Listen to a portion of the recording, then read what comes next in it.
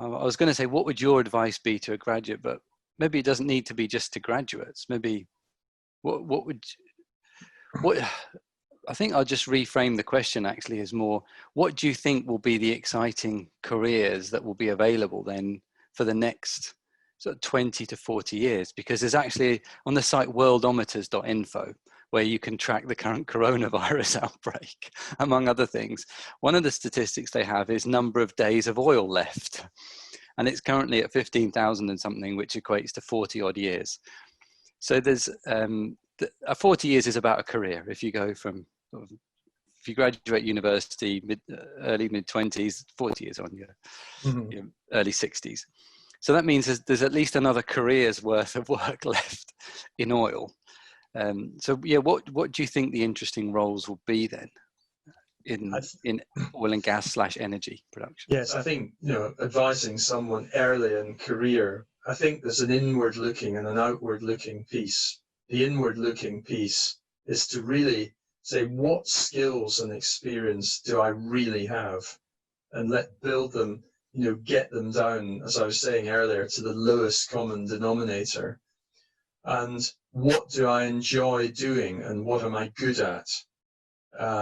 Where have my previous successes been? So really asking yourself a whole load of those kind of introspective questions, which will very much inform, where you want to go. So that's the internal piece. The external piece is to then say, well, given what I'm good at, what I want to do, what I enjoy doing, where my successes have been, let me look across the landscape of the industry at the moment and in the next 5 years, in the next 10 years, and see what's available. Now, I may decide actually what I really want to do is to ensure that for the North Sea is decommissioned so that to a point where it's so clean it was as if the North Sea had never been there in the first place.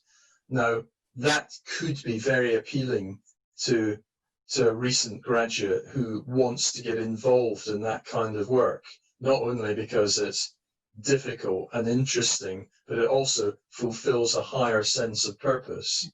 Or I could say, well, actually what I really want to do is to do something about the plastics, the microplastics that are floating around the oceans as a result of really very bad waste management by individuals and companies. If, for example, that person is currently using geographic information systems within an oil company or remote sensing or those types of technology, I could easily see myself working for an oil and gas company in transition that is dedicating a lot of its efforts to cleaning the world up.